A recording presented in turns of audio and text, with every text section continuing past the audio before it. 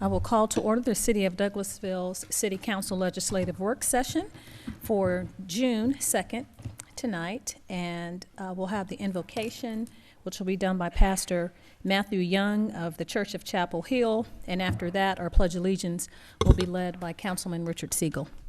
Please come forward, Pastor.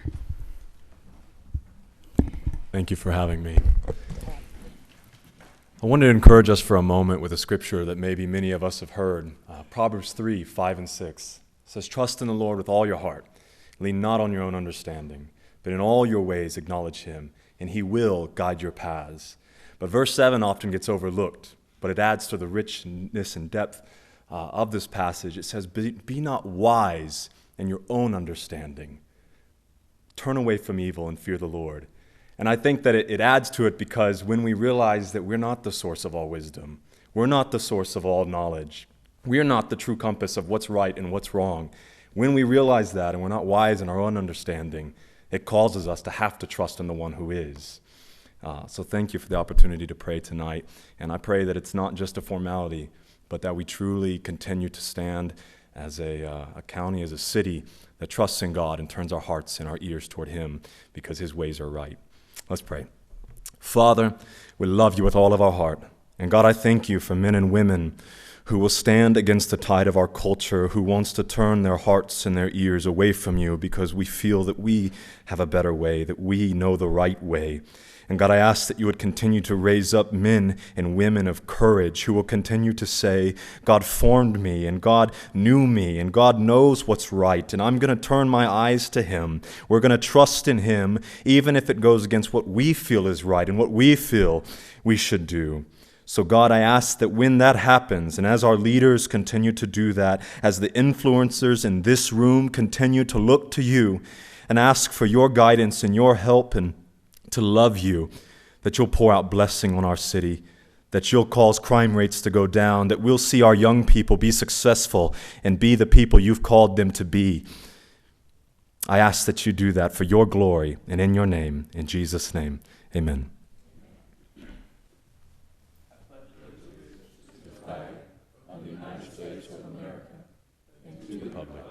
Which it stands, one nation, under God, indivisible, with liberty and justice for all.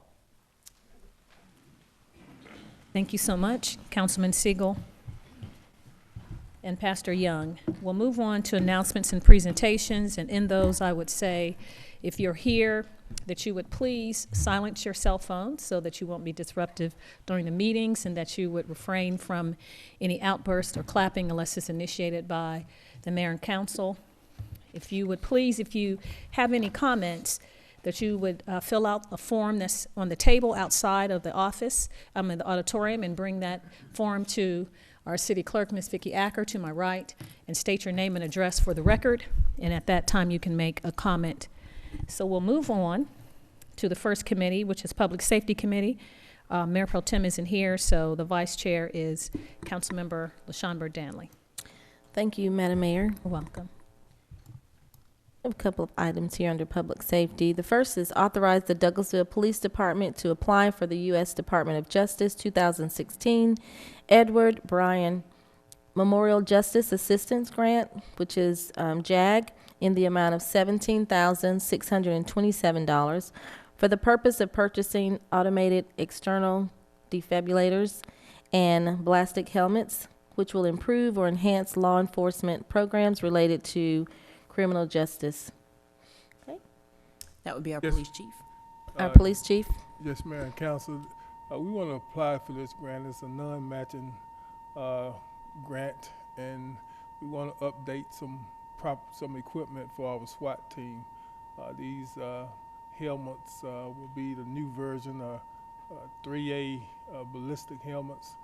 We hadn't had any new helmets since I think back in 2006. So we want to upgrade in that area. Also, we want to upgrade for providing safety to the public and to our officers with these defibrillators. We will put 4 in our automobiles, and we'll have 4 at the PD. So that'll be an upgrade. I think we presently have about 4 at the PD and a couple in the police cars. So this will increase our efforts to provide safety to our citizens and our men that going in harm's way on the SWAT team. It will also provide safety measures for them. Thank you, Chief Sparks. It looks like this grant is very well needed. All right. Our second item is request for the change in agent outlet manager for the alcoholic beverage license for the retail package sale of wine and malt beverages at the following establishment. License Walmart Stores East LP, DBA Walmart Supercenter, number 1488. Location is 701 Concourse Parkway, and the current agent outlet manager is Teresa Bias. Proposed agent outlet manager is Johnny Shirley. And the required fees have been paid. Mr. Shirley, if you'll please approach. Good afternoon. My legal name is Johnny Shirley. Only my mama calls me Johnny. That's okay. But I go by John. All right. Can you please tell me, what do you have in place in regards to training for your staff for selling alcoholic beverages? Thanks for asking. We have a computer-based learning process they go through before they even go out to serve the public at the cash registers.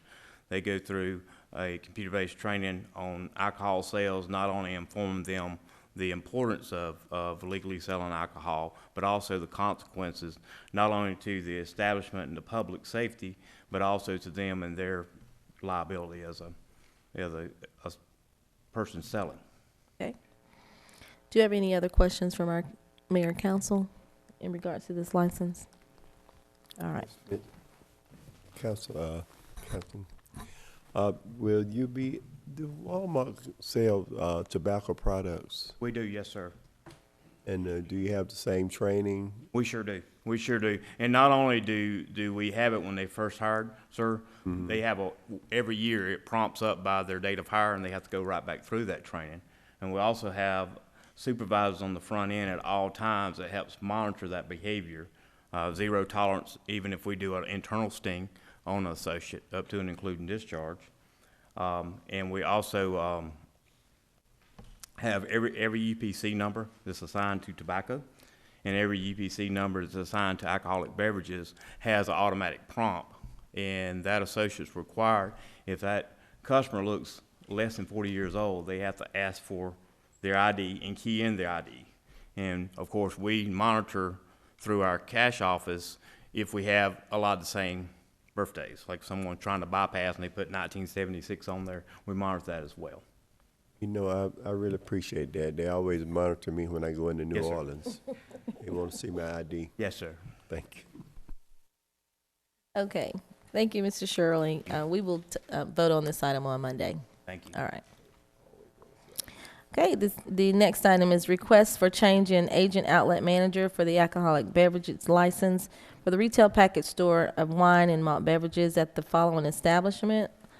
Walgreen Company, number 06896, which is DBA Walgreens Company. Location 9465 Highway 5, agent outlet manager Rochelle Russell. Proposed agent outlet manager Thomas Bingston. Yes, ma'am. Oh, did I get that correct? Think so. All right, and all fees have been paid into the city finance department. As asked with our other agent outlet manager, can you please explain to me what process do you have in place as it relates to education and training for your staff when selling alcohol beverages and tobacco items? Sure. Good evening to everybody.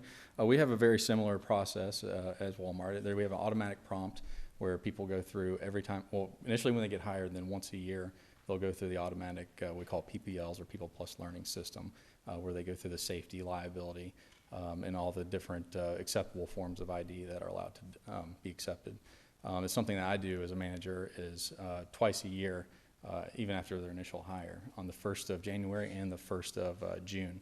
I actually print out the alcohol policy, make sure everybody reads it, signs it, and dates it, just to reiterate the importance of and the consequences that go along with selling alcohol. Do we have any questions from our councilor, our mayor? Okay, excuse me for a moment. Madam Clerk, did I miss asking for address? I just assumed that the address of the, Would you like to I'm sorry, yes, Yeah, can you okay, please sure. give your, It's 9465 Highway 5, Douglasville. all right, thank you. Thank you. Mr. Shirley, may I please ask you to approach the podium again and give your complete name and address? Johnny Shirley, the address for the location is 7001 Concourse Boulevard, Douglasville, Georgia. Okay. All right, thank you. Please excuse me for the error. All right, thank you, Madam Mayor. I have no other items under public safety. Thank you, ma'am. We'll move on to Community and Economic Development Committee. The chairman for that is Councilman Adams. Thank you, Madam Mayor. We have a couple of items tonight under Community and Economic Development. The first is to adopt a resolution changing the name of Forest Avenue to James D. Simpson Avenue within the city of Douglasville and directing city staff to notify all affected property owners and the appropriate Douglas County offices. Yes, Mr. Lynn, can you help us with that, sir? Yes, sir. You may recall back a couple months ago we had the Simpson daughters here to request the name of the renaming of Forest Avenue to James D. Simpson Avenue. You all, council, mayor, and council did request that staff reach out to property owners in the area to solicit any sort of input or comment that they may have regarding that petition. We did not receive any negative feedback. We also got confirmation from Golden United Church that they have no objection to the renaming of this street.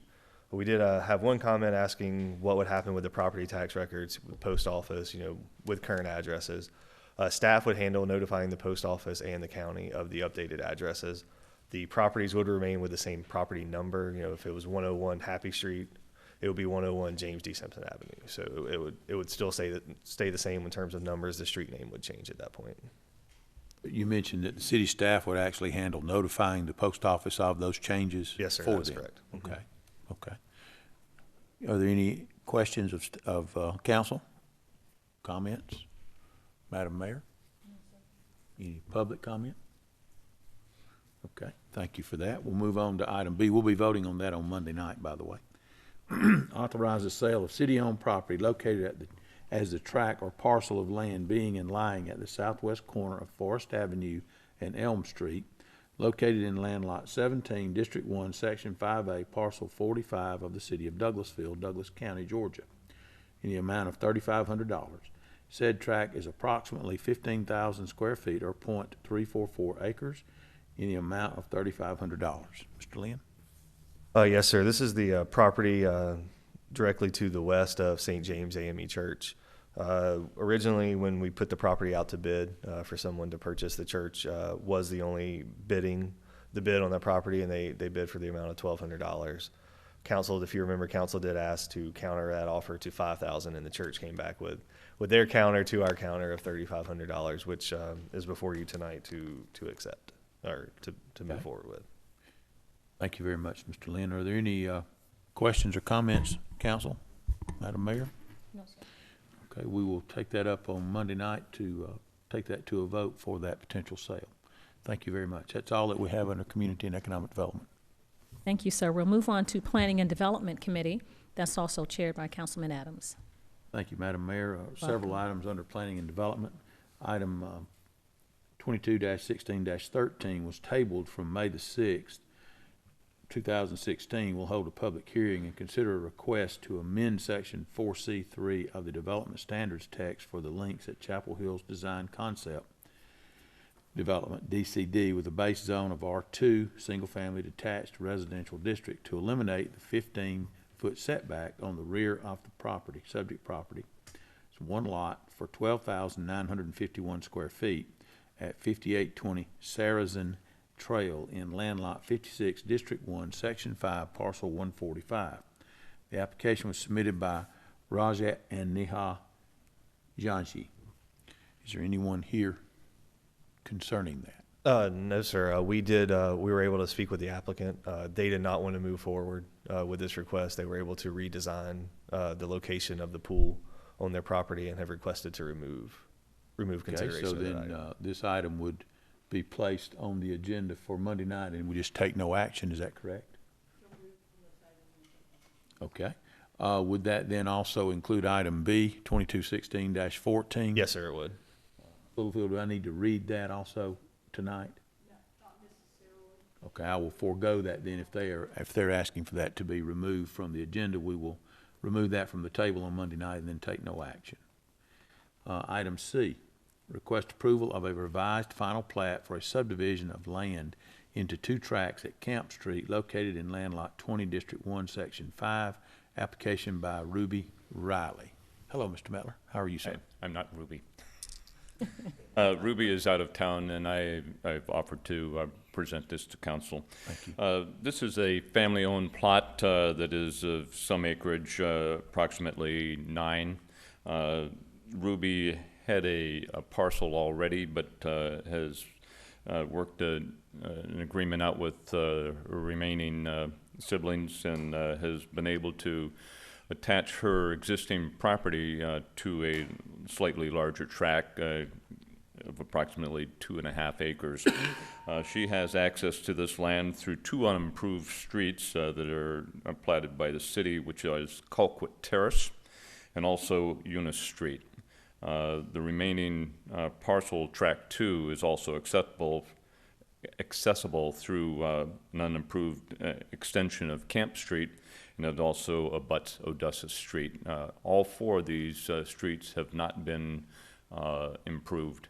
So if the other siblings want to subdivide tract 2, they'll have to do some improvements and provide either continuation of these existing roadways or generate driveways that will interconnect to those existing streets. Okay. Any questions, comments? Sir. Yes, sir, Mr. Chairman. I spoke with Ms. Riley, and she wanted to combine, and spoke with some of the family members, in which they signed off and gave approval. So she wants to build her house back in there. Thank you. Anyone else? I have a question. Is this house, is this land behind the current church that's back there? There is a church that is, I believe, adjacent to Eunice Street, and it's Eunice Street is actually a driveway up to and through their parking lot. So where's Camp Street? Camp Street is almost dead center. If you call up page 161, you can see a picture of the Plat, and it is at the south center area of the Plat. Okay. So I'm assuming, well, obviously there are a lot of trees back there, so that would have to be cleaned off. And did you state that if they wanted to do improvement, that street, that the family would be responsible for that? They would be, because at that point, that's where our right-of-way ends with Camp Street. Okay. All right. No other questions. Okay, anyone else? Any public comment? Thank you very much for your help on that, Mr. Mettler. Thank you. We will bring that up for a vote on Monday night. We have one other item, and that is to accept the request for qualifications, RFQ, from Braun Cleveland and Associates Incorporated for the Livable Centers Initiative, LCI, plan 5-year update, and authorize the mayor to sign a contract with Braun Cleveland and Associates Incorporated in the amount of $10,000 to update the LCI. We had discussion in our committee meeting, and Mr. Lynn has helped us with that earlier, and if there's any other information you want to add to that, by all means, we'd like to hear it. The only piece of information that I thought about after I spoke with you all at 5 o'clock was just that Braun Cleveland does have extensive experience just in LCI projects in McDonough, Duluth, and around the metro area. So not only are they familiar with the Douglasville area, they're very familiar with doing LCI plans and updates as well. So it'll be kind of a smooth transition for them with this. I think that was shown in some of the information provided in the Yes, packet sir. for us. Thank you, Mr. Lynn. Is there any comment or question of council? Public?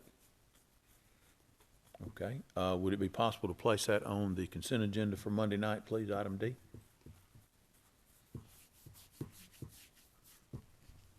Is that okay?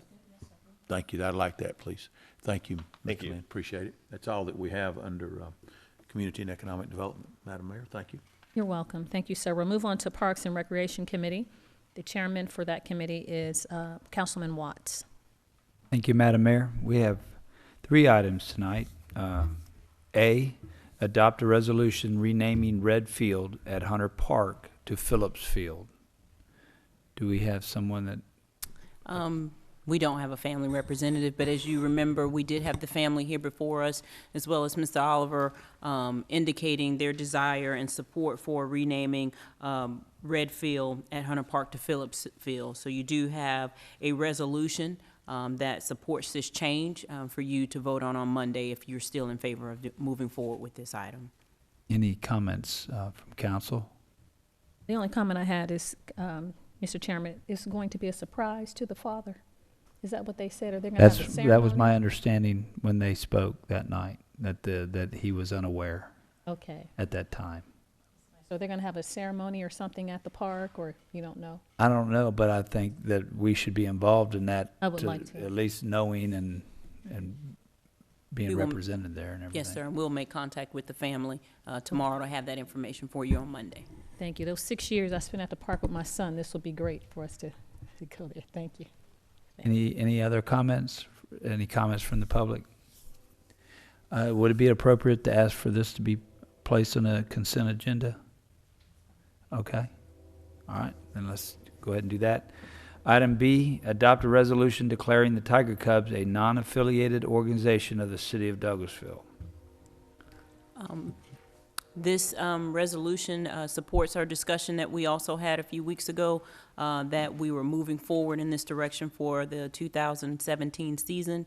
Items that staff still has to work out will be those rental agreements for the use of the facilities over at Jesse Davis Park.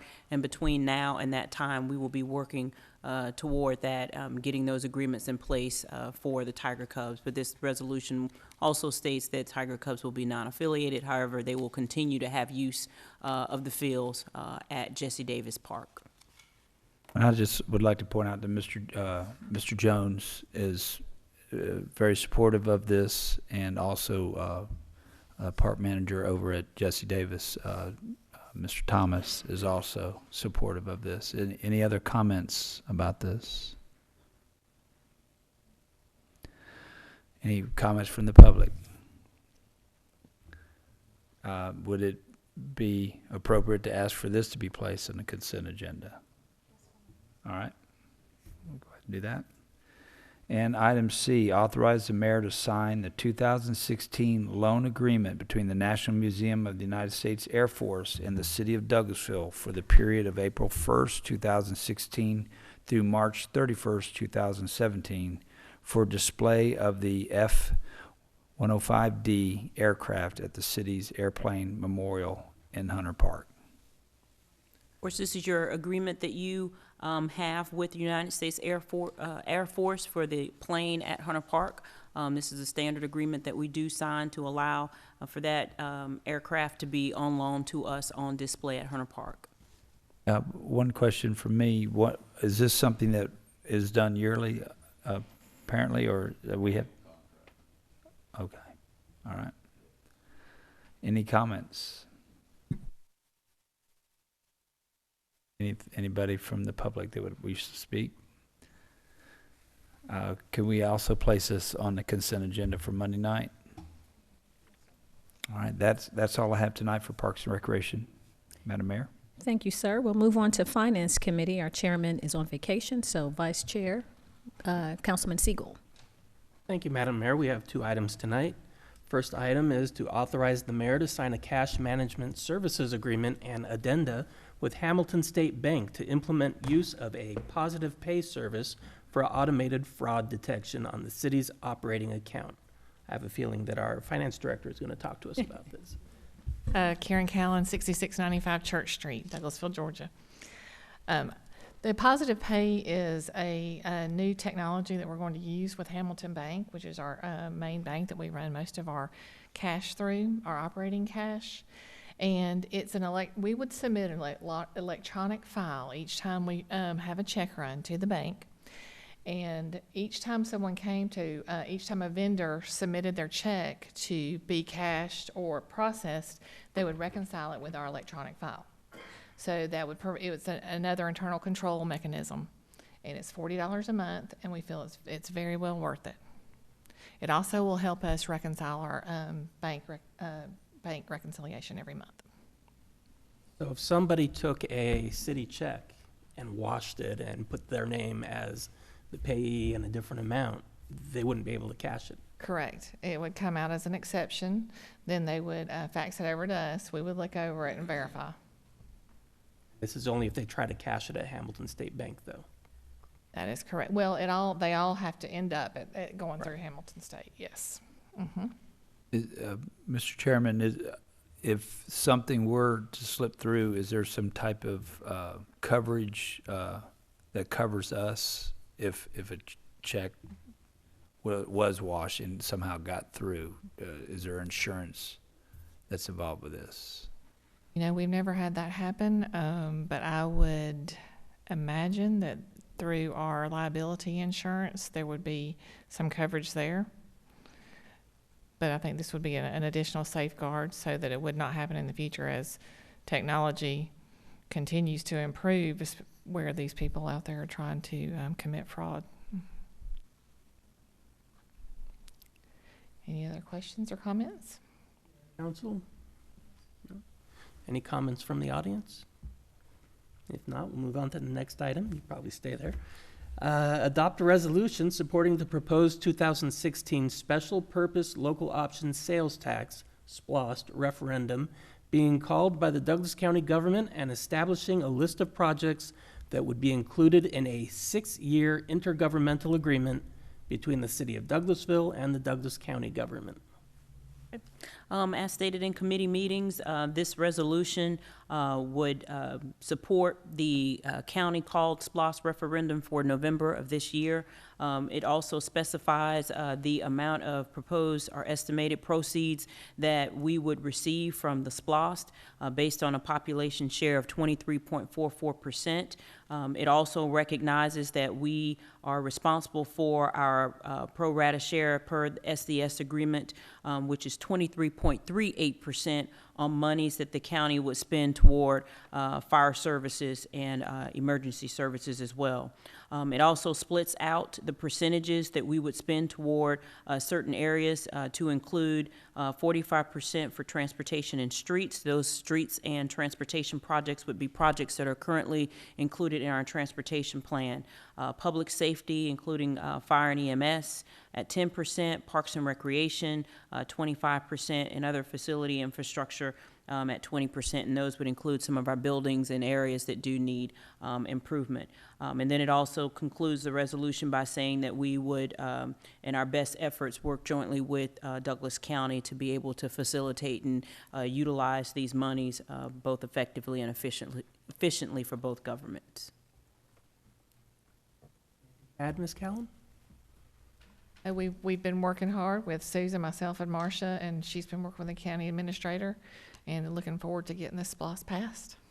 This resolution is not in itself the intergovernmental agreement. That would be coming later. Correct. In this resolution, it recognizes there will be an intergovernmental agreement, and that will be before you at your next round of meetings. Ms. Littlefield has been working with their attorneys, so she will have that item for you in the next 2 weeks. Any comments or questions from mayor and council? Any comments from the audience? That's all I have for Finance Committee, Madam Mayor. Thank you, sir.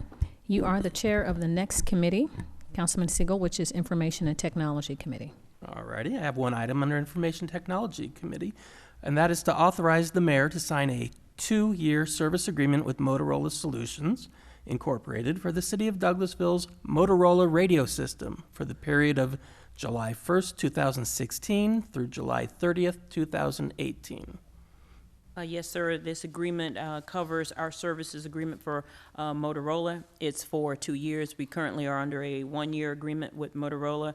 The monies that are a part of this first year, July 1st of 2016 to 2017, are in your proposed budget that you will be approving in 2 weeks.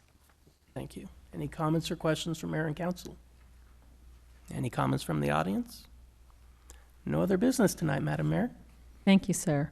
We'll move on to Maintenance and Sanitation Committee Vice Chair. I think it's Councilman Davis. Madam Mayor, thank you. You're welcome. Transportation Committee, Chairperson LaShawn Burdanley. Thank you, Madam Mayor. No items under transportation. Thank you, ma'am. Personnel and Organization Committee, Vice Chair.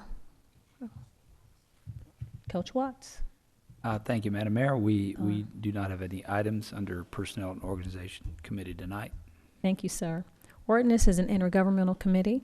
The chairperson is Councilman LaShawn Burdanley. No items tonight, Madam Mayor. Thank you. You're welcome. Education and Training Committee. The chairman is Councilman Davis. No items at this time, Madam Mayor. Thank you. You're welcome. Is there any other business to come before this body from council members? If not, we'll move on to reports. City Attorney, Mr. Dotson. No business, Madam Mayor. Thank you, Counselor. Chief Assistant City Attorney, Ms. Littlefield. No business, Madam Mayor. Thank you, ma'am. Chief of Police, Chief Sparks. No business, Madam Mayor. Thank you, sir. City Manager, Ms. Hampton. No business, Madam Mayor. Thank you, ma'am. This portion is open for comments from citizens and delegates. If there are any comments, anyone that has anything to say or wants to come to the podium at this time, please come and state your name and address for the record, and the floor is open. Thank you so much. We welcome our two mentees here for Councilmember Dr. Danley that are here in observation. We appreciate your attendance and your time. Thank you. Learning city government at a young age, that's very good. So welcome. Okay, so we'll come on to staff reports, and we have three. The first one is A, and do we have the chairman do the staff report, or you want me to read it, Madam City Manager? For the chair, the vice chair for public safety is Ms. Stanley, if she would like to. Yes, I'm sorry. Councilwoman Danley. Thank you. I was still glowing over my mentees over there. I'm so proud of them. They're so mature to be the age that they are. Staff report I have under the City Police Department application for the United States Department of Justice. Am I on the right one? Yes, ma'am. Okay. One that we just discussed. And I won't read it in its entirety since we just discussed that. Do we have any comments from our chief?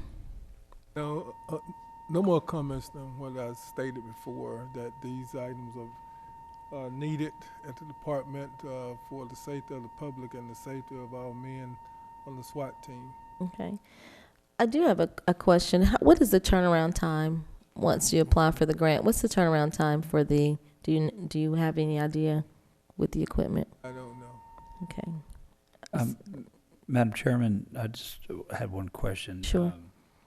What is it a done deal if we apply for this? Is it automatic, or is there a criteria that we have to meet to be able to qualify? I hope. We hope that it's Got our fingers crossed, a little prayer. right. I It's got a you. hope. Okay. And you know, and they've been really good about okaying these grants. We found out about it that they usually come out and then they give you like 4 or 5 weeks to get everything together to send it in. So we got everything. We sending it in. That we sitting back in hope. Will this also be covered under maintenance? Will the maintenance be covered under this grant? I don't think the maintenance. This is basically just buying these items and then we do the upkeep. All right. Okay. I don't have any other items under the City Police Department, but there's one other item. Staff report concerning installation of lights on the plaza as a joint partnership with the Douglasville Downtown Development Authority. Okay. Sorry, Mark. Councilman Adams. I was just so happy. He got tired. He got tired of calling me up here, so I think he let somebody else do it. Yes, ma'am. Just wanted to inform you guys. The city has been asked to come into a partnership with the Downtown Development Authority. You can see in your packet the Downtown Development Authority got a quote to put essentially canopy lights on the plaza, all the way down to from the plaza area back towards the coffee shop. They will do the canopy lights strung across. They're actually asking for the city to partner only in the amount of $3,500, which is roughly just a little over 34% of what the actual costs are. The DDA will cover the remaining cost, and it will be their project. Just wanted to let you guys know that they're looking forward to moving in this project. They're looking forward to moving on in this project to go that route. They will all be LED lights. The quote will not actually, at this time, require any assistance from maintenance and sanitation. The quote actually covers all labor and installation of the project, or of the product. So it's about 42 feet, linear feet of lights strung across the top of the alley there. Mr. Chairman, does this go along with the renovations that are taking place on the plaza? It doesn't so much go along with them. It'll just be a nice complement to what goes on there. It'll make it more aesthetically pleasing if you look down that end of the alley where kind of you have the lights around the Fabiano's area, and there's nothing behind that. It'll just kind of add to the aesthetics there. Just kind of complement it very well. So the lights will be done prior to the renovations that are going to take place? Oh, absolutely. If they get the go ahead, they'll be done within a week time frame. It's a pretty quick turnaround. And we do have money. There is some leftover money from some of the holiday decorations that were not spent. So there's a line item where this money will be coming from. It will not require any sort of additional budget amount. Mr. Lynn, will it look like what we saw in Carrollton at the hotel when we went outside in the lobby area and they had? It will be very similar. There will not be any sort of metal pieces. It will just be actual canopy lights. Yes, ma'am. Mr. Chairman, Johnson, they're well needed. Thank you. Thank you. It's well needed. Appreciate that. Thank you. All right. Thank you so much, Mr. Lynn. And the last item is the Maintenance and Sanitation Committee. And the Vice Chair is Councilman Davis. Yes, ma'am. It's a long one, but it's item C, staff report to discuss information received from the Douglasville, Douglas County Water Sewer Authority regarding water service lines that's needed to replace in the 8600, 8700 block of Rose Avenue. This work is scheduled to commence on Wednesday, June 8, 2016, with a makeup date of Wednesday, June 15, 2016. This work will be involved not street cars, but street cuts, underground boring, and traffic control measuring, including the closure of Rose Avenue between Church Street, Selma Drive, between the hours of 8 a.m. 5 p.m. Additionally, the DDCWSA will provide information regarding upcoming water system upgrading in the downtown Douglasville area. That was a mouthful. Please, sir. It's a lot. Yeah, I'm responsible for that wording, but I wanted to cover everything in one capsule, so thank you, Councilman Davis.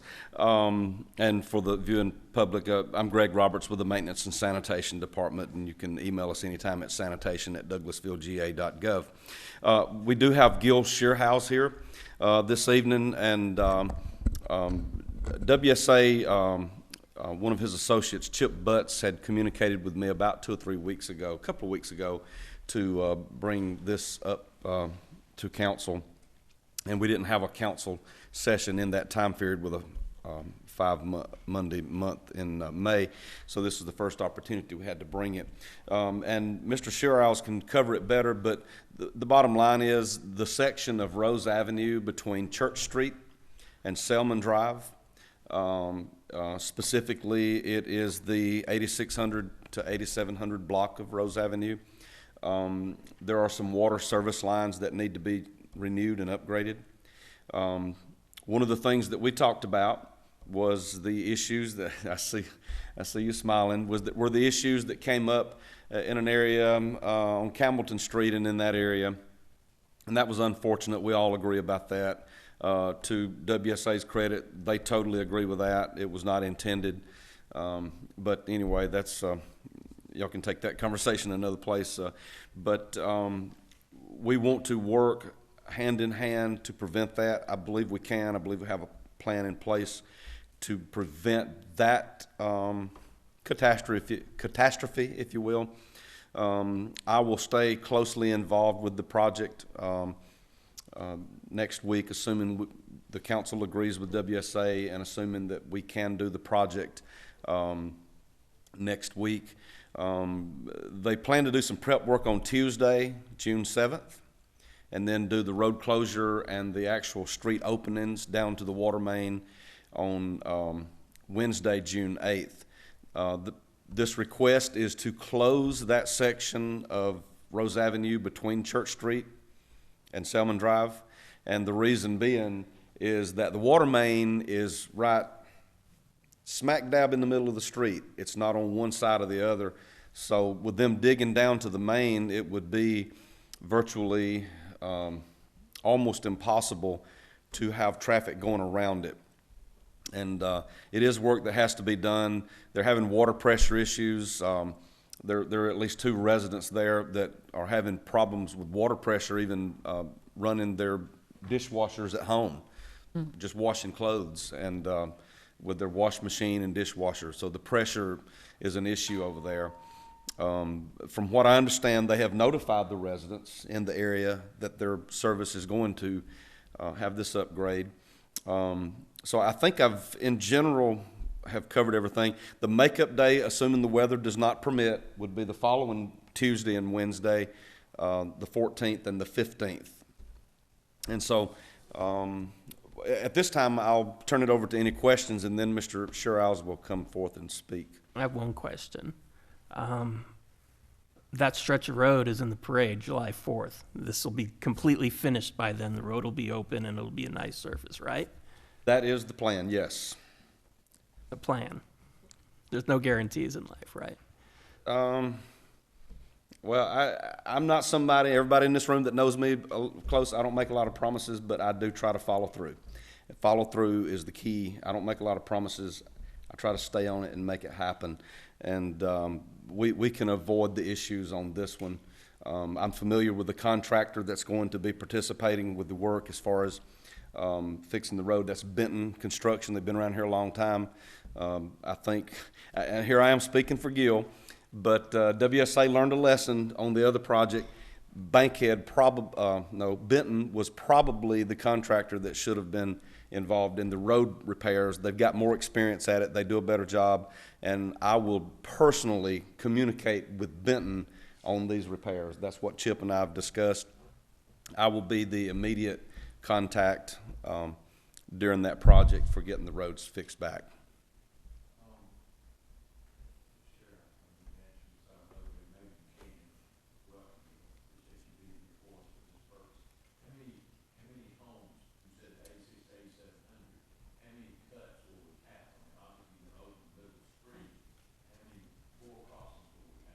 It's going to be about 8 or 10, right? Yes. We'll have 8 cuts in that stretch. There'll be 9 or 10 services that we have to renew, but we'll do it through 8 road cuts in that stretch.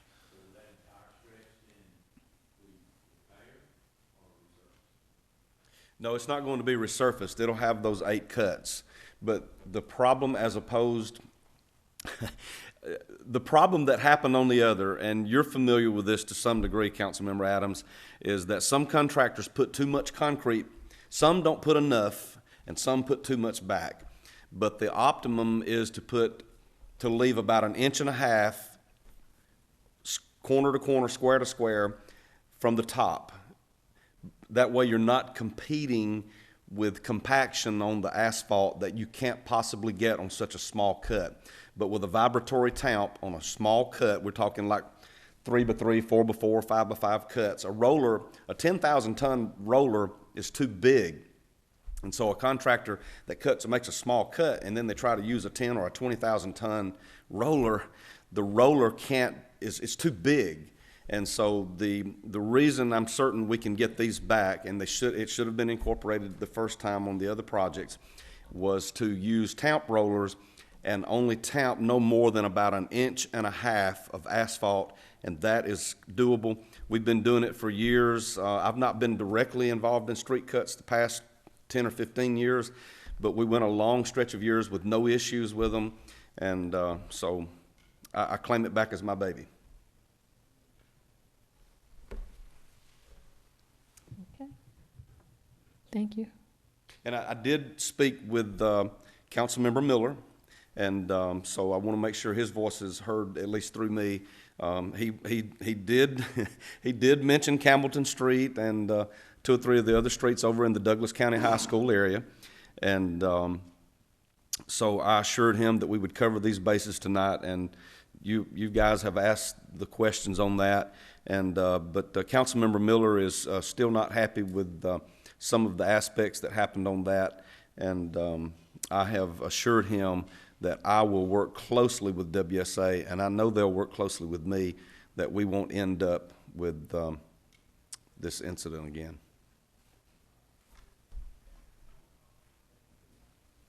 Thank you, Gil. Thank you.